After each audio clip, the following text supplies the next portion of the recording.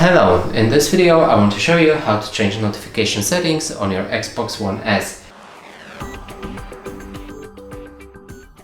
So in order to do this, let's open our settings and from here navigate to Preferences, open Notifications, and from here you'll be able to change all of the notifications. So you can first enable or disable banners, then move to the Xbox notifications and you'll be able to change any of this available notifications for your Xbox console.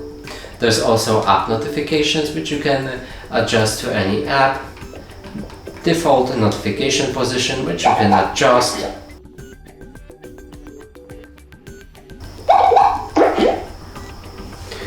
so you can adjust where the notifications will show up, on what portion of the screen. Let's click down because I like where they are.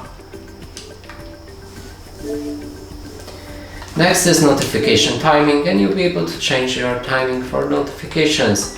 So change any of the settings to whatever you like. And from now on, your notification settings will be set up. And that's it for this video. Hope you like it. Please consider subscribing to our channel, leave a like and a comment below.